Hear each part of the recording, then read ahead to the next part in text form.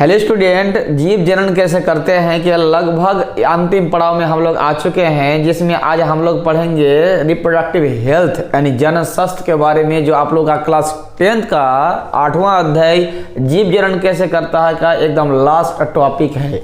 तो इस टॉपिक में हम लोग जानेंगे कि जनन स्वास्थ्य है क्या चीज़, क्या जनन स्वास्थ्य के बारे में हमें जानना जरूरी है, वास्तव में जनन स्वास्थ्य होता क्या है, इस विषय को हम लोग आज आगे बढ़ेंगे। और पिछले कई वीडियो में हम लोग जीव जनन कैसे करता है के बारे में पूरा पढ़ चुके हैं। अगर नहीं देखे हैं तो जरूर देख लीजिएगा, डिस्क्रिप्शन में लिंक रहेगा, आप लोग जरूर जाकर देख ले, ताकि आप लोग को पूरा जीव जनन कैसे करता है आप लोग पूरा समझ पाइएगा और आप लोगों को एमसीक्यू क्वेश्चन का हल करने में भी सुविधा होगा। और नॉलेज के लिए भी इस प्रकार का वीडियो बहुत ज़रूरी है, इसीलिए ज़रूर देख ले। और चैनल को अभी तक सब्सक्राइब नहीं किए हैं तो सब्सक्राइब बटन के साथ साथ बेल आइकन भी प्रेस कर ले, ताकि जल्द से जल्द आपको इस प्रकार का वीडियो उपलब्ध होते रहे। लाइक शेयर करना मत भूलिएगा। तो चलिए लेट ना करते हुए आज को वीडियो को स्टार्ट करते हैं। मैं हूँ एम सर और आप देख रहे हैं एम सर स्टडी सेंटर। तो आइए शुरू करते हैं। जनन स्वास्थ्य रिप्रोडक्टिव हेल्थ है क्या चीज़, जान लेते हैं। हम लोग एक एक पॉइंट को पढ़ेंगे, समझेंगे कि है क्या। ये आप लोगों का क्लास एनसीईआरटी से किताब से लिया गया है। जनन स्वास्थ्य का अर्थ है जनन से संबंधित सभी आयाम, जैसे शारीरिक, मानसिक और सामाजिक और व्यावहारिक रूप से स्वस्थ होना। मतलब हम लोग तो बोलते हैं कि स्वस्थ है, इसमें जनन स्वास्थ्य के बारे में हमें क्या जानना है कि जनन स्वास्थ्य है क्या चीज़। तो हमें शारीरिक रूप से, मानसिक रूप से और सामाजिक रूप से सभी रूपों से अगर हम लोग स्वस्थ होंगे तो हम लोग कहेंगे कि जनन स्वास्थ्य है। क्या क्या इसमें आ गया? इसमें आ गया कि आपका शारीरिक रूप से, मानसिक रूप से, सामाजिक रूप से और व्यावहारिक रूप से सभी प्रकार के रूप से स्वस्थ होना आवश्यक है। तभी हम लोग उसे क्या कहेंगे? जनन स्वास्थ्य यानी रिप्रोडक्टिव हेल्थ कहेंगे। अब जनन स्वास्थ्य के बारे में क्या हमें जानना जरूरी है? बहुत पहले इस जनन स्वास्थ्य के बारे में, रिप्रोडक्टिव हेल्थ के बारे में नहीं पढ़ाया जाता था हमारे समाज में। इसको थोड़ा सा दूसरे दृष्टि से देखा जाता था, लेकिन जनन स्वास्थ्य के बारे में जानना अभी फिलहाल स्थिति के अनुसार बहुत ही आवश्यक है। क्योंकि जब तक हम लोग रिप्रोडक्टिव हेल्थ के बारे में नहीं जानेंगे, जनन स्वास्थ्य के बारे में नहीं जानेंगे, हम लोग जागरूक नहीं होंगे, तो दिन प्रतिदिन शिशु मृत्यु दर, जननी मृत्यु दर धीरे धीरे जो बढ़ते जा रहा है वो और बढ़ते जाएगा। इसलिए हमें जनन स्वास्थ्य के बारे में जानना बहुत जरूरी है। एक एक पॉइंट, यौन क्रियाओं से स्वास्थ्य पर पड़ने वाले प्रभाव। हमें क्या जानना है कि यौन क्रिया यानी सेक्सुअल जो वर्क होता है उसमें उस क्रियाओं के दौरान क्या क्या प्रभाव, शारीरिक प्रभाव पड़ता है, कब जनन क्रिया करना चाहिए, इसके बारे में हमें जानना जरूरी होता है। जनन स्वास्थ्य के में असुरक्षित यौन क्रियाओं यानी सुरक्षित नहीं है, इस प्रकार की यौन क्रियाओं के कारण विभिन्न प्रकार के लैंगिक संचारित रोग हो जाता है, उसके बारे में हमें जानना होता है। जनन स्वास्थ्य नहीं जानेंगे तो उसके बारे में हम लोग नहीं जान पाएंगे।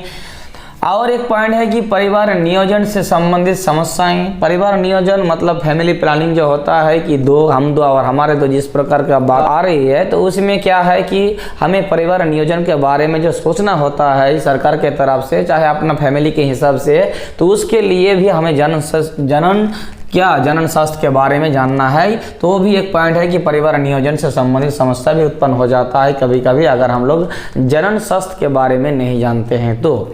इसके बाद आता है कि जनन स्वास्थ्य के प्रति जागरूकता। जनन स्वास्थ्य जो होता है इसके प्रति हमें जागरूक होना है, इसके लिए वो शिक्षा, जनन स्वास्थ्य के बारे में शिक्षा अत्यंत आवश्यक है, जिससे जननी मृत्यु, शिशु मृत्यु आदि में सुधार किया जा सके। डिलीवरी के दौरान माँ का मृत्यु जो हो जाता है, यानी बच्चे प्रसव के दौरान क्या होता है, माँ की मृत्यु हो जाती है।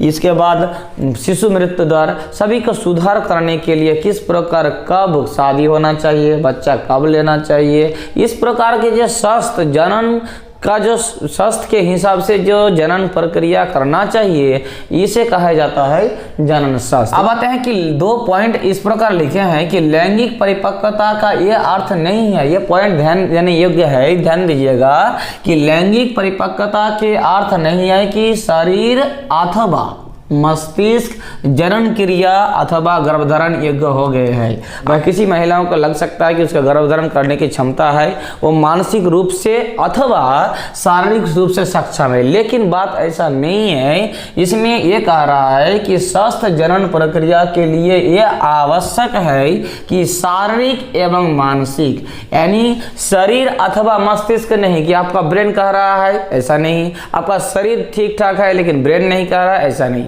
मतलब शारीरिक और मानसिक दोनों स्वस्थ होना चाहिए और दोनों आपका तंदुरुस्त होकर आपका क्या जनन क्रिया और जनन प्रक्रिया में भाग लेना चाहिए। तो इसमें यही है कि शारीरिक एवं मानसिक दोनों ही स्तर पर तैयार हो। आपको तैयार होना है शारीरिक रूप से भी, मानसिक रूप से भी। आपका मानसिक रूप से अब तैयार है, जो न क्रिया करेंगे वो तो आवेग में हो जाता है, शादी हो जाता है या और कुछ हो जाता है, लेकिन फिर भी क्या होता है, शरीर तैयार नहीं है, इसमें भी आपका क्या होता है, प्रॉब्लम होता है, समस्या उत्पन्न होता है। और कभी कभी शारीरिक रूप से सब ठीक ठाक है, शारीरिक गठन ठीक ठाक है, आप गर्भधारण करने की क्षमता भी ठीक ठाक है, लेकिन मानसिक रूप से तैयार नहीं है, तो उसमें भी समस्याएं उत्पन्न होती है। इसीलिए ये पॉइंट बहुत जरूरी है कि शारीरिक एवं मानसिक दोनों स्तर पर तैयार हो। क्लियर है? इसके लिए कई कठिनाइयों का सामना भी करना पड़ता है। कभी कभी हमारे शरीर तो ठीक ठाक है लेकिन ब्रेन कह रहा है कि अभी नहीं। अब ब्रेन कह रहा है कि अभी, लेकिन शारीरिक रूप से तैयार नहीं, तो इसके लिए कभी कभी क्या बहुत कठिनाई का सामना करना पड़ता है। जैसे क्या क्या, देखिए हमारे मित्रों का दबाव। अब क्या क्या होता है, कभी बॉयफ्रेंड है गर्लफ्रेंड के चक्कर में या कभी कोई मित्रों के चक्कर में हम लोग क्या लगता है कि हमें बहुत दबाव आता है जो जनन क्रिया करने के लिए। तो उसमें क्या होता है कि हम नहीं चाहते हुए भी या चाहते हैं लेकिन शारीरिक रूप से नहीं, तो दोनों में क्या है, प्रॉब्लम होता है। तो ये एक प्रॉब्लम है, ये हमें जानना जरूरी है। इसकी शिक्षा हमें दोनों को ही आवश्यक है कि कब क्या करना है। तो हमारे मित्रों का दबाव पड़ता है जिसके कारण क्या होता है, बहुत सारी कठिनाई का सामना करना पड़ता है।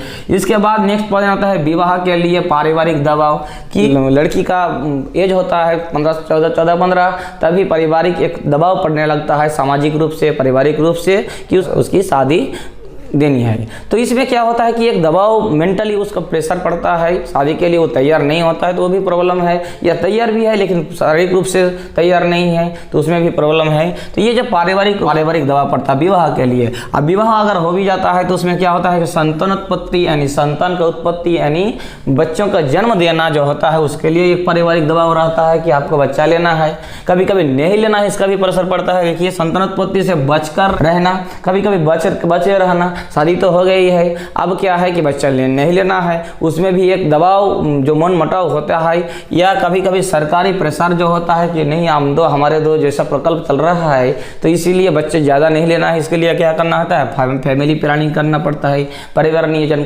करना पड़ता है। तो इसकी तो क्या होना चाहिए, इसका तो एक सटीक जानकारी या जनन स्वस्थ का इच्छा होनी चाहिए। ठीक है, या कि असुरक्षित यौन क्रियाओं से लैंगिक संचारित रोग, विभिन्न प्रकार के रोग हो जाता है जिसे सेक्सुअल ट्रांसमिटेड डिजीज कहा जाता है।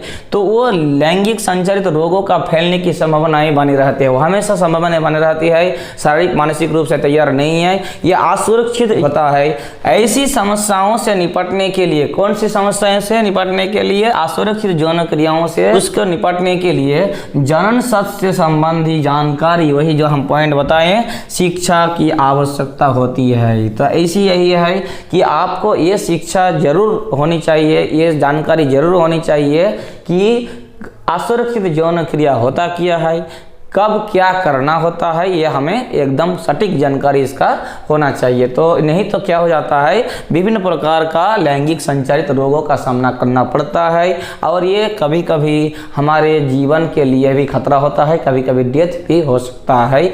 ये लैंगिक संचारित रोगों के कारण।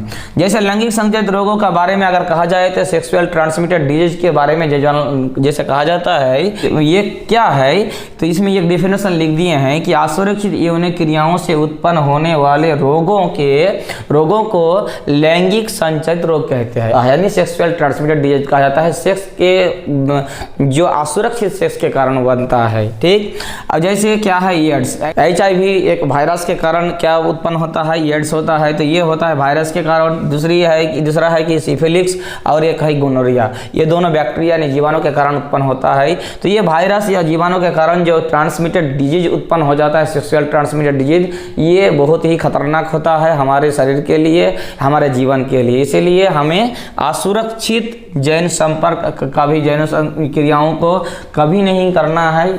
इसीलिए हमें सुरक्षित रूप से मेंटली, फिजिकली सब कुछ तैयार होके पारिवारिक और सामाजिक दृष्टि से बहुत कुछ समझकर हम लोगों को चलना है। यही है जनन शास्त्र की शिक्षा के बारे में थोड़ा सा डिटेल्स हम अध्ययन किए। इसके बारे में खुल के और बताना होता है, लेकिन आप लोग थोड़ा सा इसके बारे में जरूर अपने किताब से एक एक पॉइंट को पढ़िएगा। अगर किसी भी प्रकार का आपको लगता है कि ये बात बताना चाहिए या आप लोगों को लगता है कि हमें समझ में नहीं आया, तो आप लोग जरूर कमेंट बॉक्स में लिखिए। मैं उसका जानकारी आप लोगों को कमेंट बॉक्स में या वीडियो के माध्यम से जरूर दूंगा। उम्मीद है इस वीडियो से आप लोगों को हम थोड़ा सा समझा पाएं। इस प्रकार लगातार वीडियो पाने के लिए चैनल के साथ जुड़े रहिए। इसके लिए आपको सब्सक्राइब बटन के साथ साथ बेल आइकन भी प्रेस कर लेना है। एक आप स्क्रीनशॉट ले लीजिए। लाइक शेयर करना मत भूलिएगा। मिलते हैं अगले वीडियो में, तब तक के लिए धन्यवाद।